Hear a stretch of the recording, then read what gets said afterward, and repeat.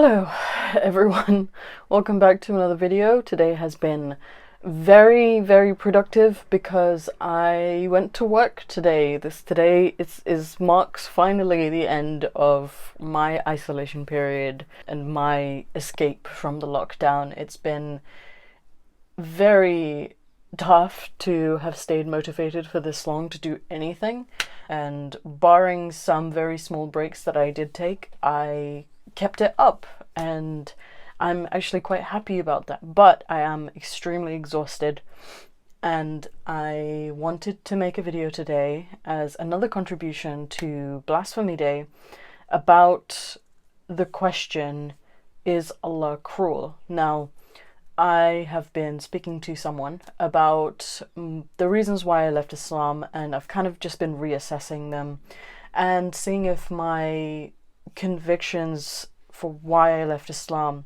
still hold. And I think that having a little bit of skepticism and a little bit of doubt is often healthy because it allows you to check yourself and make sure that you do hold the convictions that you claim to. I just want to thank that person, even though I'm not going to mention them by name. I do want to thank that person for allowing me to sort of recalibrate and rethink the things that I think about the cruelty or the nature of Allah. And for the TLDR, so for those of you who don't know, the reason why I left Islam is because I believe that Allah is cruel. And if I don't believe in Allah, I can't exactly believe in Islam. You know, Tawheed is a pretty central, or the believing in the unity or oneness of Allah is pretty central to the doctrine of Islam. And the reason why I left is because I believe that Allah is cruel, and my baseline reason is that I don't understand how a God that claims to be most merciful and most gracious can create human beings knowing that the majority of them will burn in hell forever. So I'm going to get into that topic. If you're not here for this, feel free to leave, and if you want to stick around, I will be, narrating this over me doing some drawing because people really enjoyed my last video. So I wanted to do another one where I'm just sort of sitting down and drawing. I also got like nice Copic markers and I'm very excited to use them. So I will be doing that, and I hope you stay tuned for the video. First and foremost, I want to talk about qadr, or the concept of predetermination in Islam.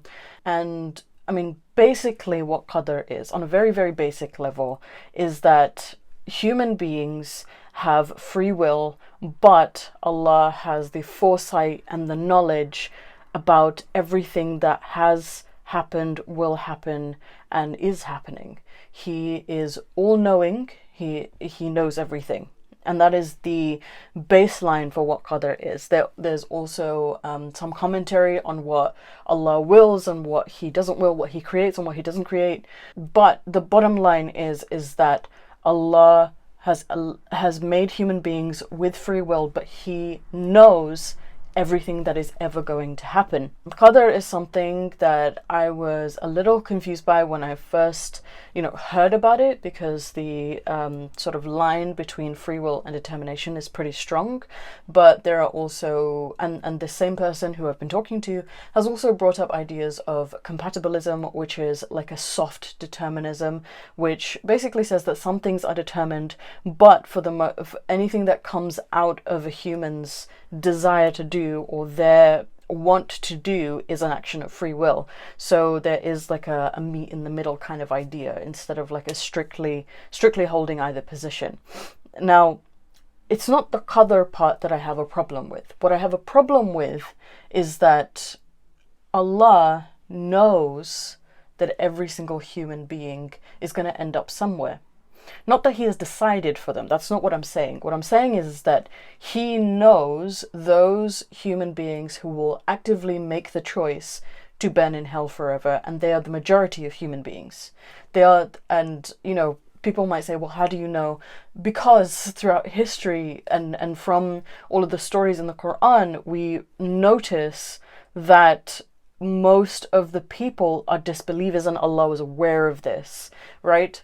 Something else that's worth mentioning as well, like when I was a practicing Muslim, is that we hear about these 73 sects a lot, and one of them is the saved sect. So not only are disbelievers going to spend time in hell, but also believers who are part of the wrong sect are going to spend time in hell. So Allah knows the outcome, but he still continues to make those human beings who will not pass his test and torture them forever for something he already knew the outcome of. Like, what is the point of the test if he already knows the outcome? You know, when a human being holds a test, it's to find out what the outcome is. And I understand that I'm anthropomorphizing, you know, God, but that's not my intention.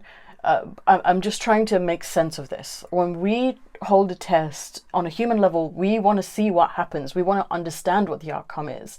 For Allah, he already knows what the outcome is. So my question is, what is the point of holding the test when he knows the outcome? And then following him knowing the outcome, he still continues to make these sort of damned human beings.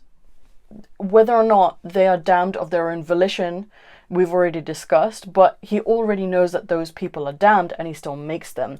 And while Allah claims that human beings are the greatest creation that he's ever made, he also states that the disbelievers are the worst of the creation. So why would he go out of his way to create the worst of creation, is my question. Let's also look into hellfire itself and the description of hellfire, and it's a little different to sort of Dante's Inferno and the Christian depiction of hellfire, and I just want to read some descriptions for you so that we can sort of figure out our place in Allah's universe.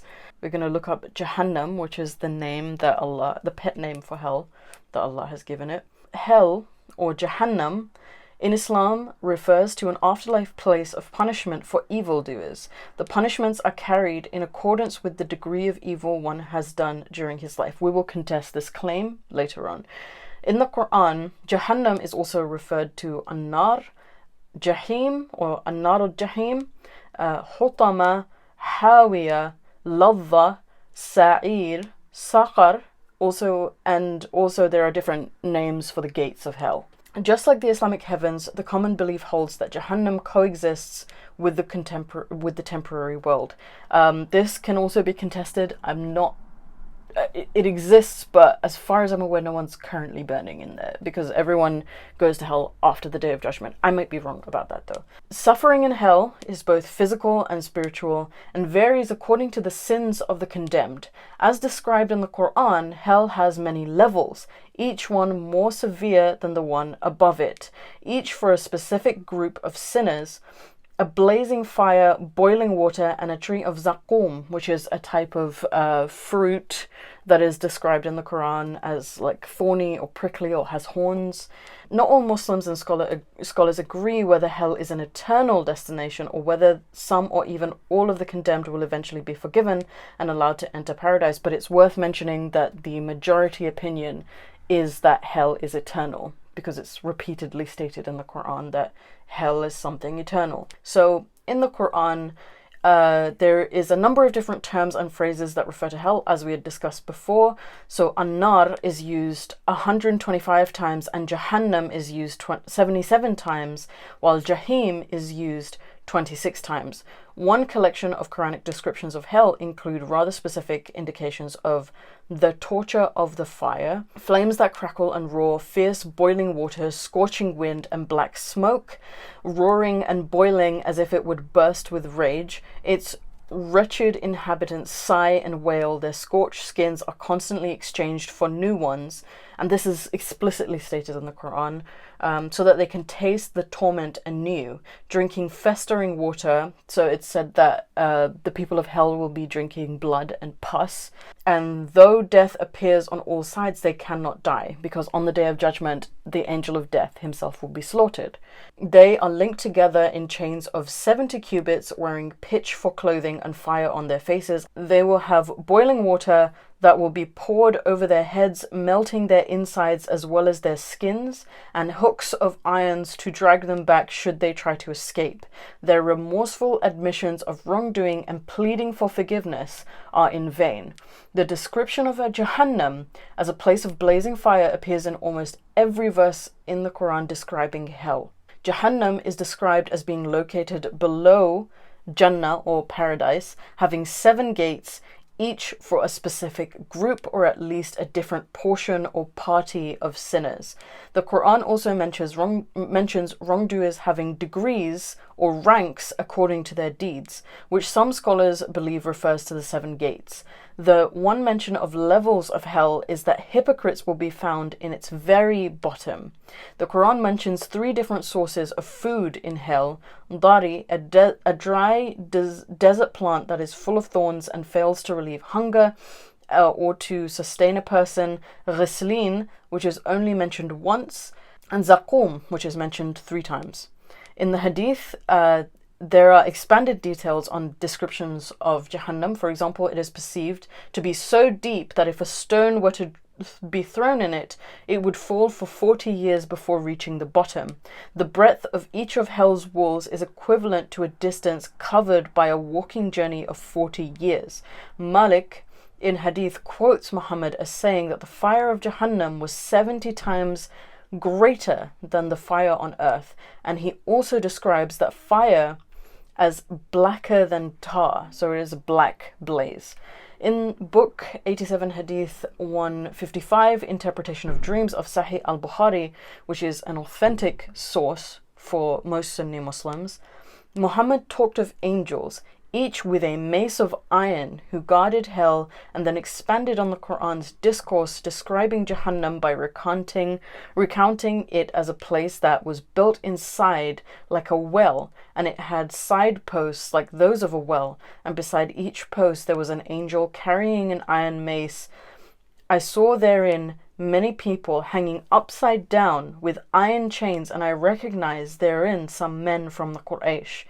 And the Quraysh was a warring tribe at the time. Some prominent people in or destined to arrive in hell mentioned in the Hadith and the Quran are Fir'aun, or the Pharaoh of the Exodus, mentioned in Surah Yunus, the wives of Nuh or Noah and Lut or Lot, and Abu Lahab, who was an uncle of the Prophet, and his wife. According to Muhammad, the majority of the inhabitants of hell will be women, due to an inclination for gossip, conjecture, and idle chatter, and also for being ungrateful to their husbands. Other people mentioned in Hadith include, but are not limited to, the mighty, the proud, and the haughty. According to one Hadith, out of every 1,000 people entering into the afterlife, 999 of them will end up in the fire. Sahih Muslim quotes Muhammad as saying that suicides would reside in Jahannam forever. According to the Hadith collector Mutawwa Imam Malik, Muhammad said, "Truly a man utters words to which he attaches no importance, and by them he falls into the fire of Jahannam." Al-Bukhari in book 72, 834 added to the list of dwellers in Jahannam, people who will receive the severest punishment from Allah will be the picture makers, people who draw. Use of utensils made of precious metals could also land its users in Jahannam. A person who drinks from a silver vessel brings the fire of Jahannam into his belly, as could starving a cat to death. A woman was tortured and was put in hell because of a cat which she kept locked until it died of hunger. At least one hadith indicates the importance of faith in avoiding hell, stating no one will enter hell in whose heart is an atom's weight of faith. The hadiths introduce punishments, reasons, and revelations not mentioned in the Quran. In both Quranic verses and hadith, the fire, Jahannam, is a gruesome place of punishment that is always contrasted with Jannah, or the garden, or paradise. Whatever characteristic the garden offered, the fire usually offered the opposite conditions. Several hadith describe a part of hell that is extremely cold rather than hot, known as Zamharir. According to Bukhari, lips are cut by scissors. Other traditions added a flogging. A Uyghur manuscript has also mentions drowning, stoning, and falling from heights. Based on hadith, the sinners are thought to carry signs in accordance with their sins. Al-Ghazali, in his book The Remembrance of Death and the Afterlife, describes and discusses the wrongdoer and graphic, sometimes violent scenes of Jahannam.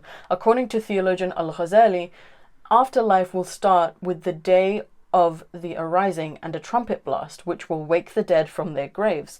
The perspiration, when all created beings, including men, angels, jinn, devils, and animals, gather and sweat unshaded from the sun, will follow. Sinners and non-believers will suffer and sweat longer on this day, which lasts for 50,000 years.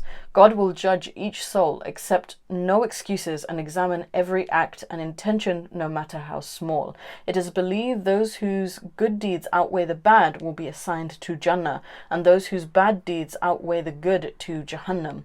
Finally, the souls will traverse over hellfire via the bridge of Sirat. For sinners, it is believed that the bridge will be thinner than hair and sharper than the sharpest sword, impossible to walk on without falling below to arrive at their destination.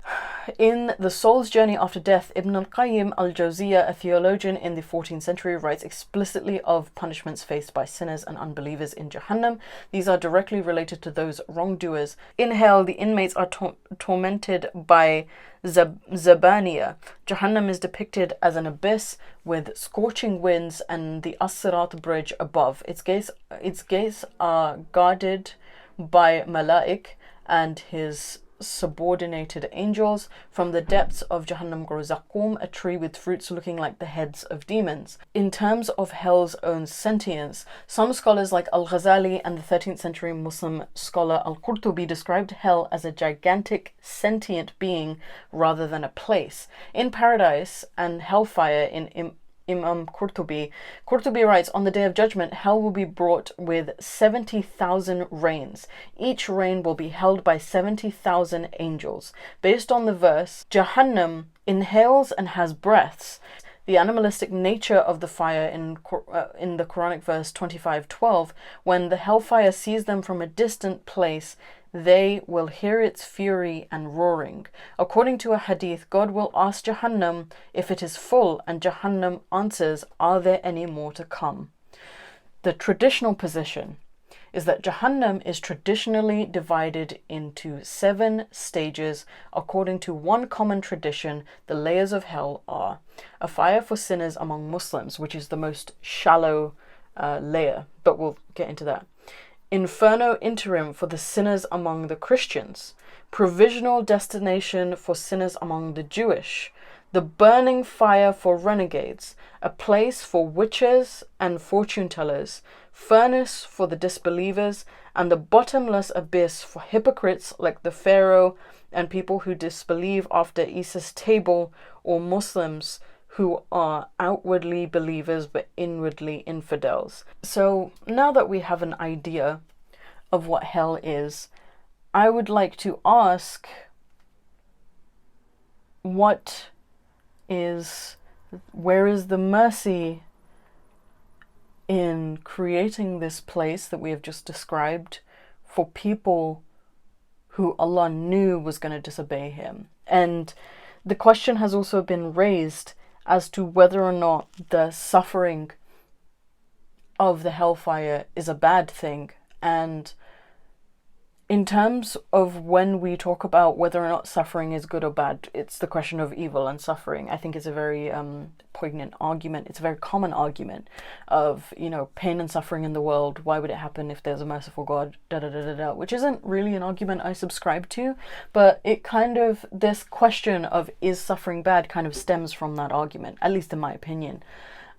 And when we talk about suffering here on this earthly plane, there's a lot to be learned, and an additional question is that what is to be gained from that suffering?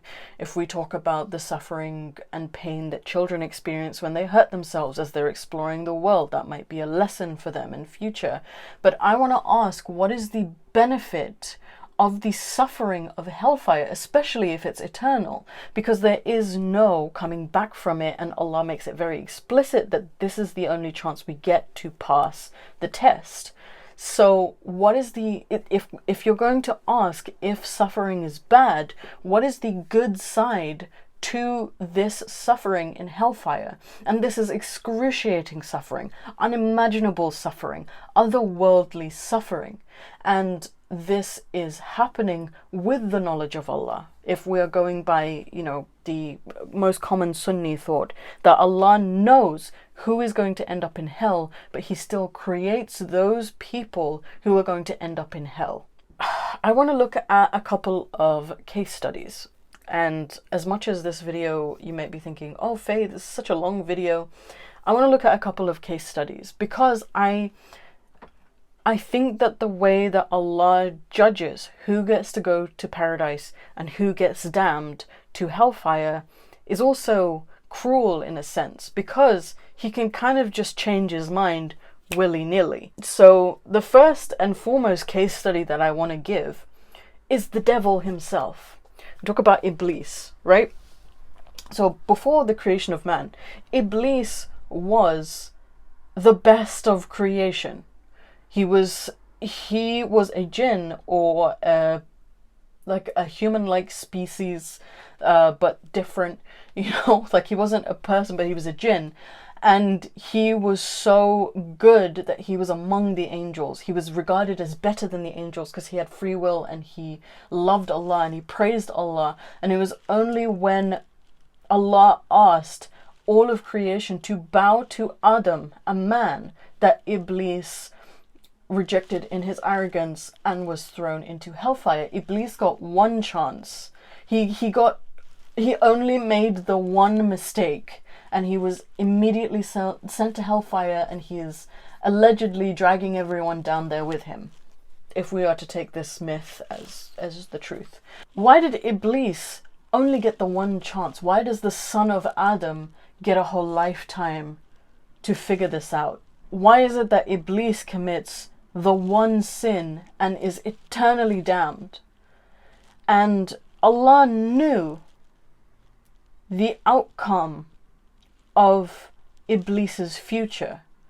Allah knew that Iblis was not going to bow to Adam. Allah knew that Iblis would reject Adam as the greatest of his creation. He would not bow to Adam. And Allah knew that Iblis would do all he could to guide what Allah calls the greatest of his creation, the son of Adam, man, into the hellfire. So now tell me how Allah is not cruel for not just creating Iblis, but also doing this weird power play with him. If something is going good and you've tested it and you've seen it and it works, why are you fucking around with that? And again, maybe I'm judging God by a human standard, and maybe that's not my place to do, but I don't know what other standard to judge God by. And if you ask me whether or not I can judge God, I don't know what to tell you. I think that a lot of people worship God out of fear of what will happen in their afterlife, and I've already kind of decided that if it is the truth and Allah's real and all this is, canon, that's what the world is, I don't want to worship a God that's cruel. I don't blame Iblis, a free-willed creature, for feeling jealous of a human being. I feel like any of us, like if our parents were to suddenly be like, oh, bow to your brother, he's the best of you. You're going to tell me that you're just going to obey them? Barring all of the Islamic teachings about not bowing to, like following that, no one bowed to another human being. It was never allowed to bow to another human being. Allah made this exception for Adam, that all of creation had to bow to him. And because Iblis said, no, he's created from clay, I'm created from fire, he's damned to hell forever. That just seems incredibly cruel to me. Not just cruel, but just incredibly toxic as well, if we want to throw that buzzword around. Second case study is a hadith. I actually want to pull it up for you so that I can read it. So in Sahih al-Bukhari 3470, narrated Abu Sa'id al-Khudri, The Prophet said, among the men of Bani Israel, there was a man who had murdered 99 persons. Then he set out asking whether his repentance could be accepted or not. He came upon a monk and asked him if his repentance could be accepted. The monk replied in the negative, and so the man killed him. He kept on asking till a man advised to go to such and such village, so he left for it. But death overtook him on the way. While dying, he turned his chest towards the village where he had hoped his repentance would be accepted. So the angels of mercy and the angels of punishment quarreled among themselves regarding him. Allah ordered the village towards which he was going to come closer to him, and ordered the village whence he had come to go far away. And then he ordered the angels to measure the distances between his body and the two villages. So he was found to be one span closer to the village he was going to, so he was forgiven. So a man kills 100 people. He literally killed a holy man because he said no. You're not going to be forgiven. And Allah chooses to forgive him because he was on the path of righteousness. Whereas in other narrations, that holy man who said no is punished eternally in hellfire because he said no. And he wasn't in any place to make a judgment on Allah's behalf. The game is rigged. Allah already knows the outcome, and the points don't matter. If you die with the shahada on your lips, on your deathbed, with sincerity, you go to paradise.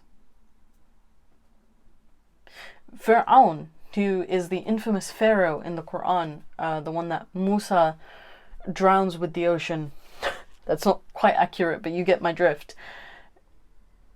The angel Jibra'il stuffs mud in his mouth so that Fir'aun could not ask for forgiveness from Allah before he dies and drowns in the sea.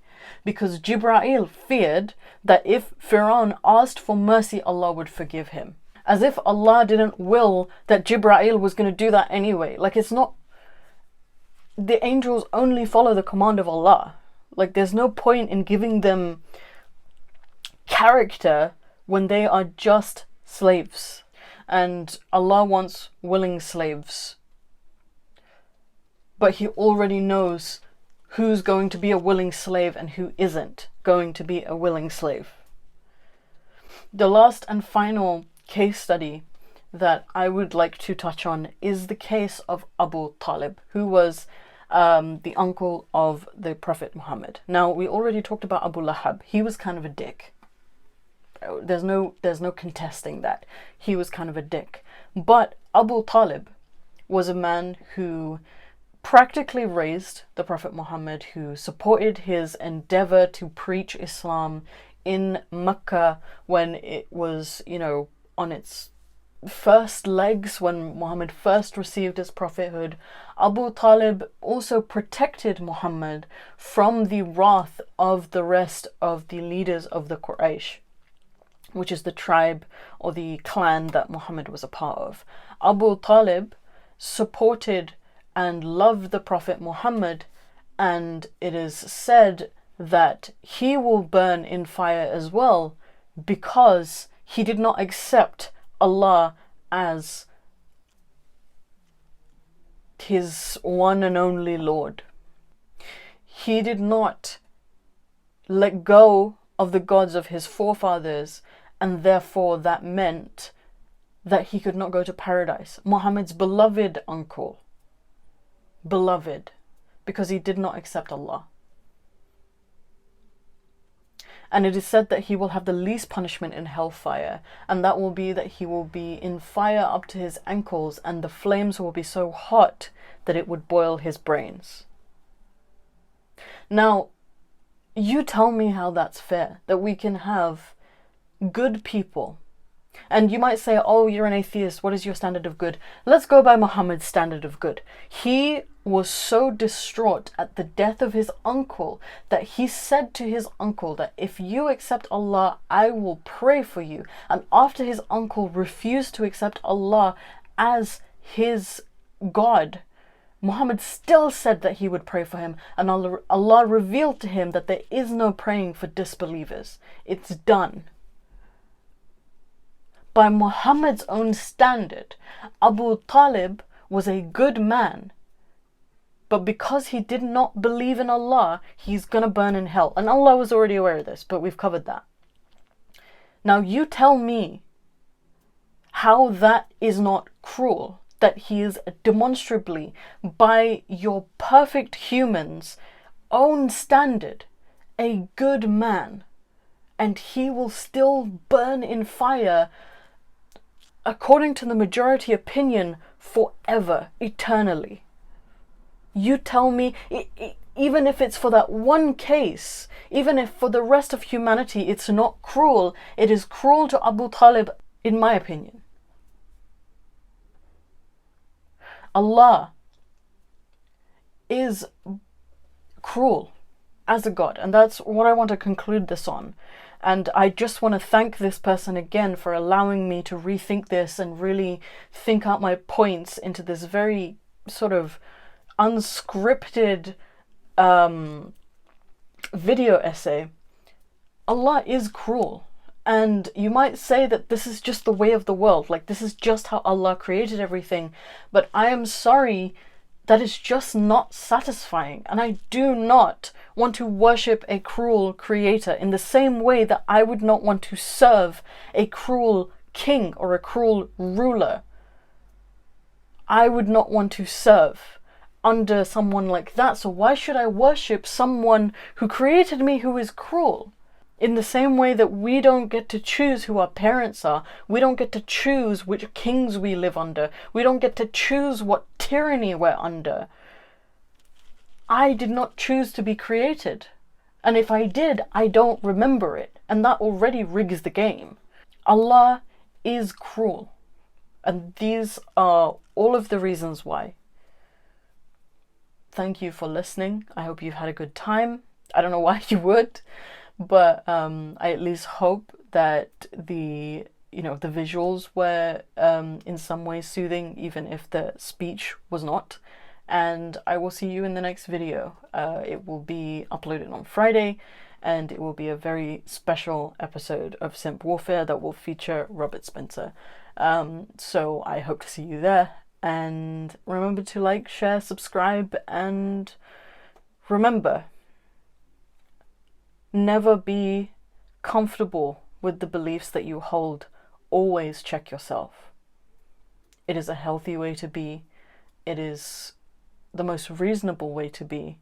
And I hope that you learnt something from me today. So, thank you, and goodbye.